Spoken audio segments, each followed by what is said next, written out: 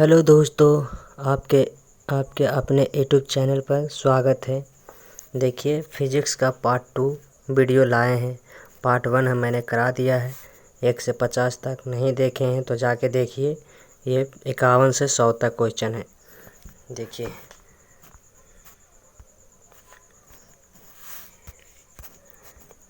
Physics के 10वां का question है। देखिए, इम्पोर्टेंट क्वेश्चन है।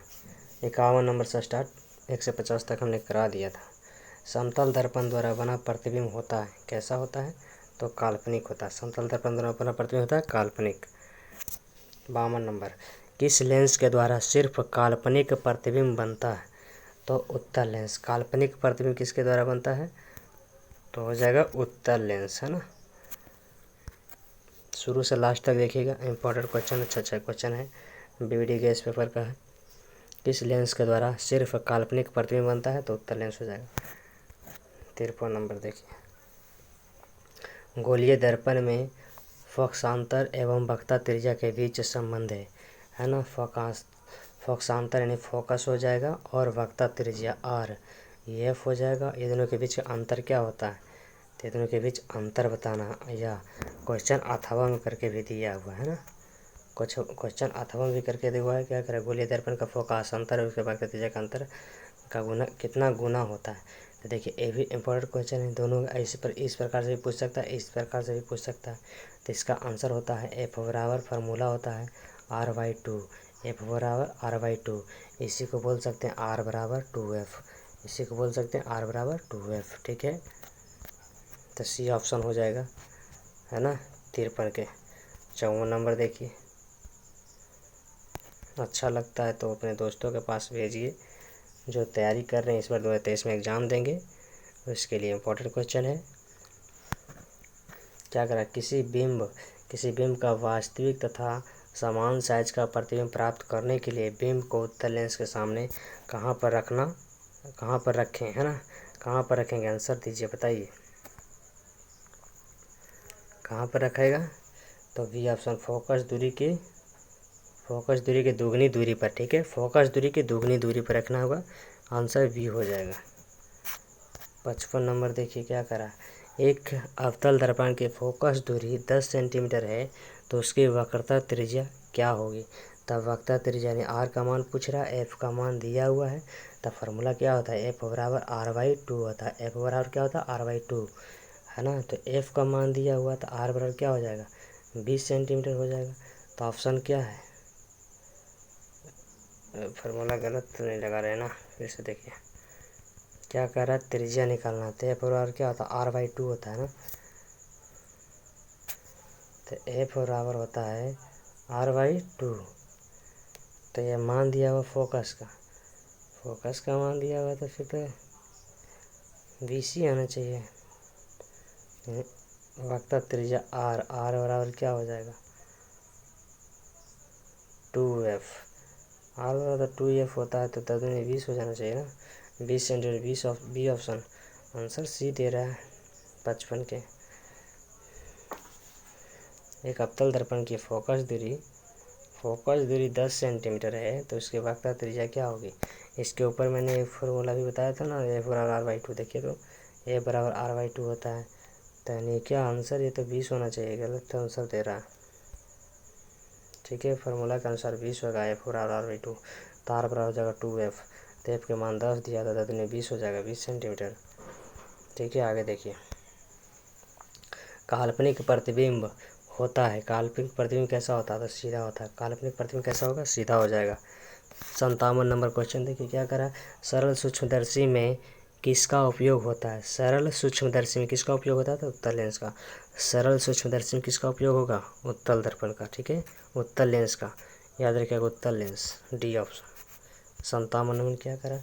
किसी बिंब का अवतल दर्पण द्वारा बना प्रतिबिंब आभासी, सीधा तथा बिंब से बड़ा पाया गया वस्तु की स्थिति कहाँ होनी चाहिए? बताइए।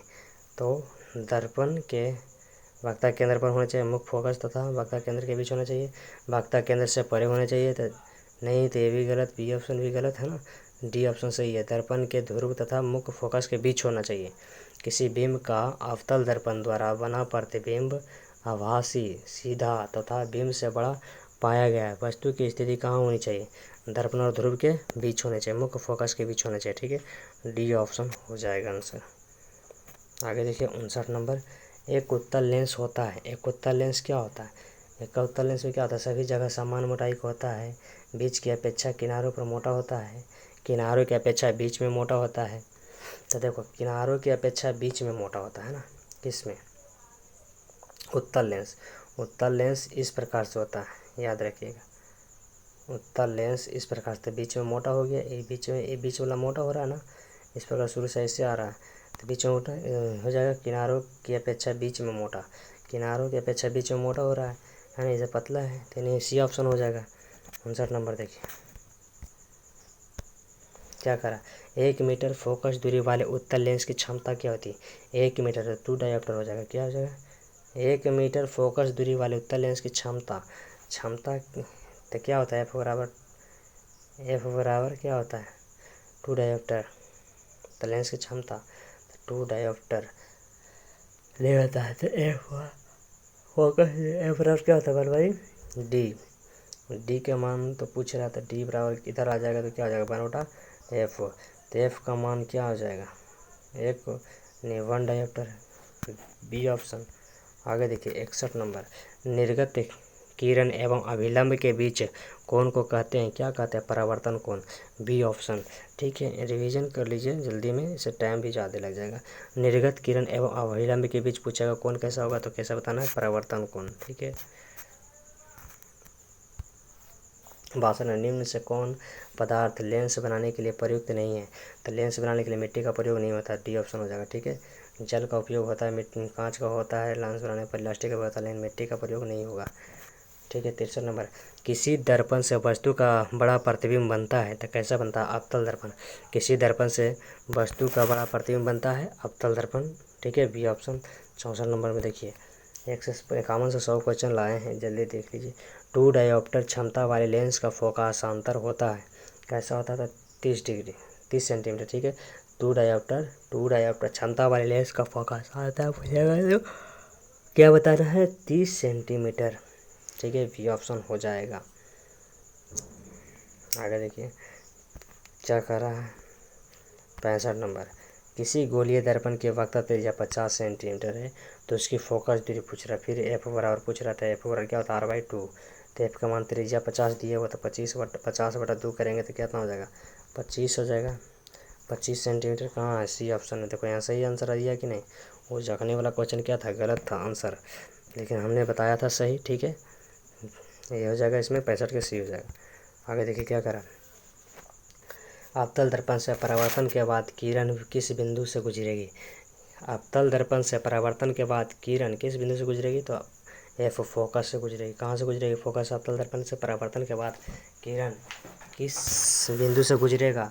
तो किससे बताना है? बी फोर्स से गुजरेगा। ठीक है, इंपॉर्टेंट क्वेश्चन है।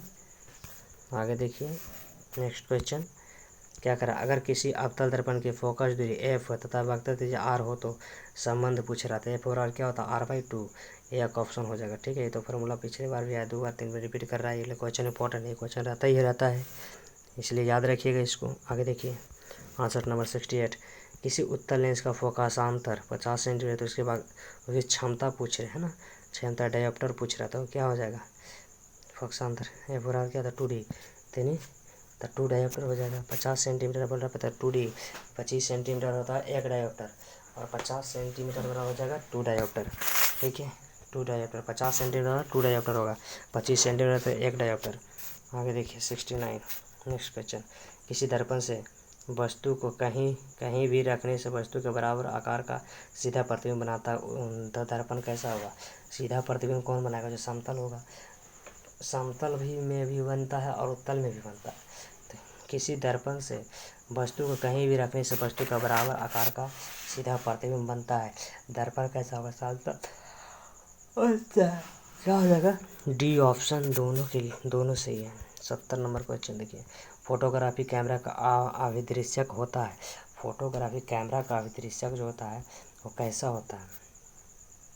उत्तल लेंस होता है। फोटोग्राफी में कैमरा में जो लगा होता है ना दर्पण, जो उत्तल दर्पण का लगा होता है, ठीक है, याद रखिएगा इंपॉर्टेंट क्वेश्चन, ऐसा नहीं कि आप तल मार दीजिएगा। नहीं, कैमरा में जो लगा होता है ना उत्तल दर्पण लेंस ही लगा रहता है। साइड मिरर के रूप में किसका उपयोग प्रयुक्त होता है? साइड मिरर के रूप में उत्तल दर्पण का होता है। किसका होता है? उत्तल दर्पण का उपयोग होता है साइड मिरर के रूप में, ठीक है, बी ऑप्शन हो गया उत्तल दर्पण। आगे देखिए क्या करा, प्रकाश का वर्ण विक्षेपण किस उपकरण से संभव है होता है? प्रकाश का वर्ण विक्षेपण किस उपकरण से संभव होता है? तो प्रिज्म से। किससे? प्रिज्म से होता है, प्रिज्म से। प्रकाश का वर्ण विक्षेपण किस उपकरण से संभव होता है? प्रिज्म से, ठीक है। आगे देखिए क्या करा, किसी दर्पण से हमेशा वस्तु से छोटा प्रतिबिंब प्राप्त होता है, तो कैसा हो?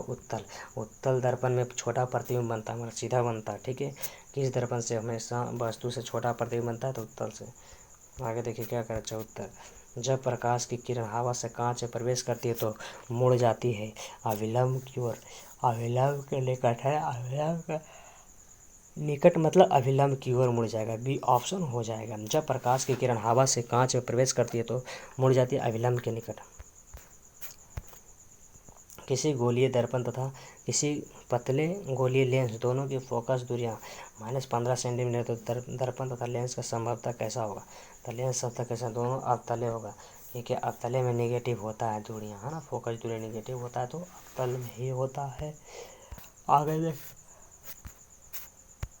76 नंबर क्वेश्चन क्या करा, निम्न में से किसका उपयोग लेंस बनाने के लिए नहीं किया जाता? ये भी क्वेश्चन अभी पहले पिछली बार बताया था ना, लेकिन इसमें ऑप्शन थोड़ा चेंज है, तो क्या हो जाएगा, पारा का नहीं होगा।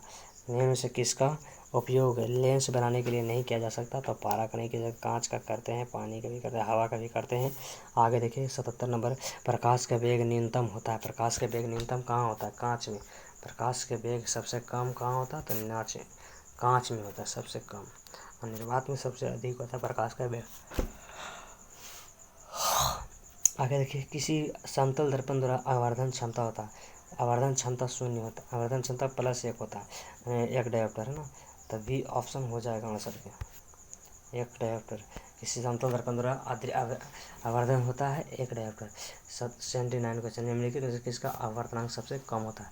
सबसे आवर्तनांक सबसे कम किसका होगा? पानी का।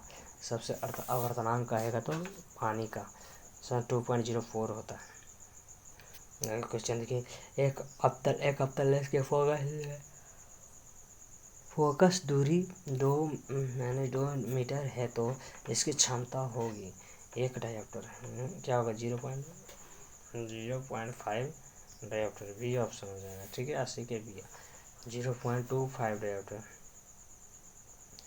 एक गोला दर्पण क्या कर रहा है क्वेश्चन, एक गोलीय दर्पण की वक्रता त्रिज्या, एक गोलीय दर्पण की वक्रता त्रिज्या क्या हो गया?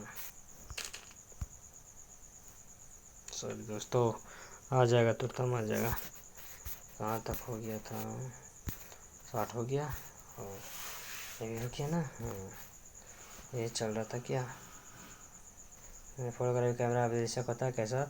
तो फोटोग्राफी में उत्तल लेंस होता है, जब साइड मिरर के रूप में उत्तल दर्पण के प्रयोग होता है। प्रकाश का विक्षेपण किसके ऊपर से समझ आता है? तब किससे होती है? तो प्रिज्म से, ठीक है। क्या का प्रकाश का वर्ण विक्षेपण किस उपकरण से संबंध होता है? प्रकाश का प्रिज्म किससे संबंध होता है? प्रिज्म से, ठीक है। आगे देखिए क्या करा, किस दर्पण से हमेशा वस्तु छोटा प्रतिबिंब प्राप्त होता है? किस बर्तन से हमेशा छोटा प्राप्त होता है? तो हो जाएगा बी ऑप्शन, उत्तल लेंस से। किस दर्पण से हमें बहुत अनलाइक